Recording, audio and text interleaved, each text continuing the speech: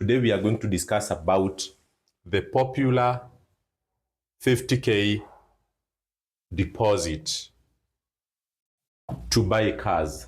Nowadays, if you walk into any of these ex-Japan car yards along Gong Road, along Kiabu Road, they are making advertisements that any taxi driver who has an active Uber account or Bolt account can walk in there with only 50,000 as a deposit and they walk home with a car.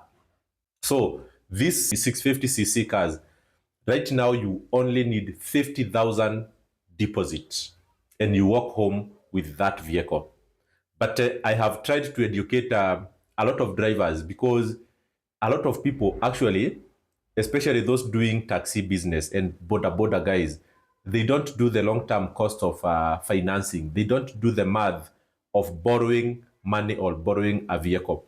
Them, what they want to understand, can they be able to pay what is being asked of them? If they are being told they pay 40,000 shillings per month, are they able to pay that?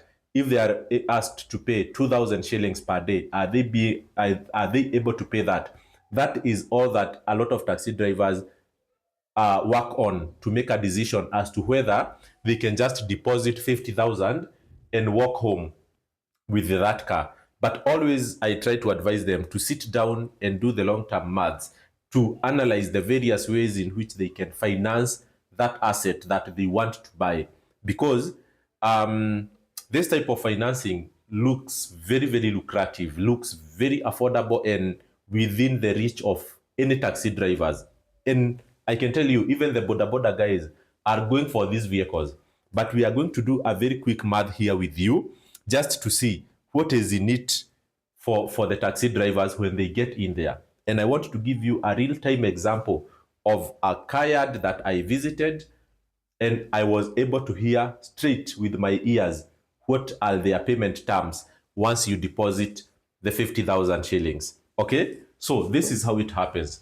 A lot of these car yards, okay, they work with what we call microfinances, microfinance institutions.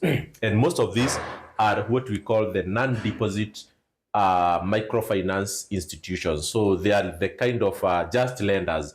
They don't collect money for as deposits. They don't like banks, they don't keep money in their accounts. What they do is just they lend you money to go and buy whatever you want and then you pay them back. So what they are known for, these guys, they take too much risk because they don't do a lot of due diligence. They don't do a lot of background check. They lend money actually to people that they have no idea who those people are. They will lend you money even if you are listed in the CRB, even if you are a loan defaulter, they will give you the money. But you can rest assured that you will pay for that risk. And that is why they are saying any taxi driver, the only guarantee they want is that you have an active Bolt account or Uber account.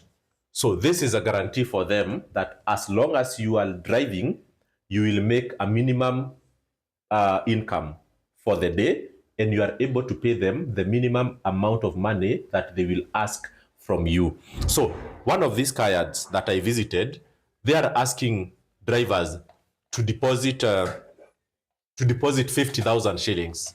Okay, and once you deposit the 50,000 shillings, you'll be paying them 2,000 shillings per day.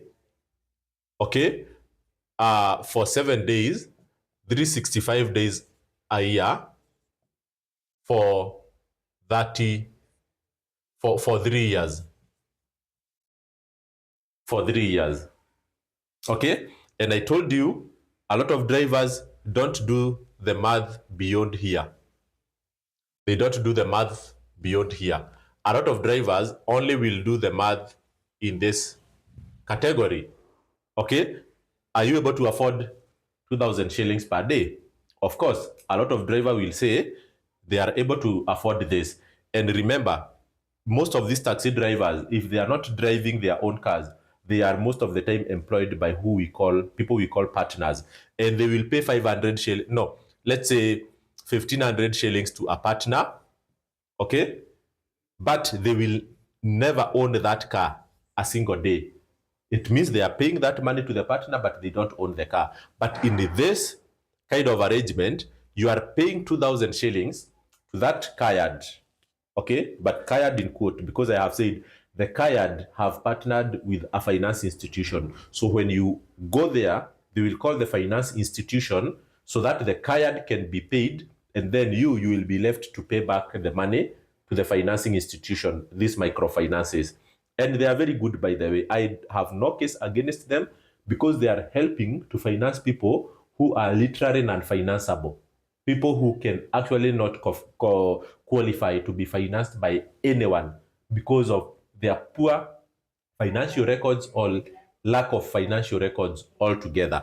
So, if these drivers, when they go there, they will prefer that they pay this money to the kayad, okay, all to the microfinance institution, and own the car at the end of the 3 years, instead of paying money to this partner and you will never own that car.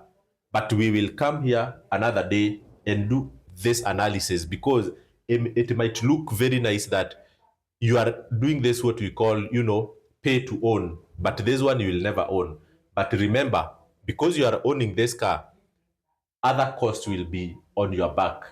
The cost of maintaining that car, the cost of servicing, repairing, and spare part will be on you as the car owner right now. But here, the driver has zero responsibility towards the car. And we can do that math and see whether it is a gain or a miss. Okay, so let's now do the math. So drivers in the taxi business will comfortably manage to pay 2,000 shillings every day. Okay, so no problem. So it is 2,000 shillings times 7, because these MFIs will ask you for money every other day. No single day you will skip. You are not paying them, I don't know, 5 days a week or 6 days. You are paying them 7 days around the clock. So this will be let's do the math. I know if some of you guys are very good at offhead. So this is 14,000 per week. Okay, and then this will lead to 56,000 per month, and times 12, it will lead to 672,000 per year, and then times 3 years now, and then it will be around 2M for the 3 years.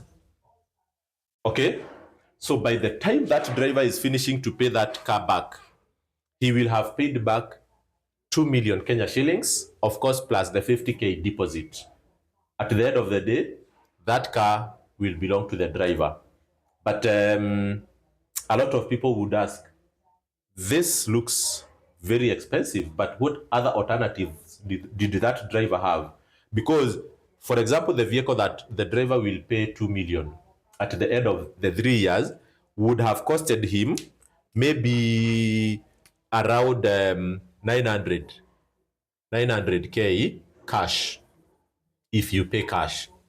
Okay, so it is for you guys. I cannot reason for you on all occasions. Here you have to tell me, what other options will drivers have, and have you done the math to justify that other alternatives are better than this one? Because we know the biggest issue in Kenya we have is the issue of cash management. It is not as easy as people say about saving, because people will accumulate savings for a few months and then withdraw and do unrelated things that they had actually not even planned for. So a plan like this one will ensure that the driver is hooked to the vision until it is accomplished, but it will come at a cost. Okay, so in my next video we are going to analyze what other alternatives do drivers have, as a process of acquiring their own car without going through the microfinance pathway, which is very expensive but very, very affordable actually for everyone. Okay, so see you in my next video.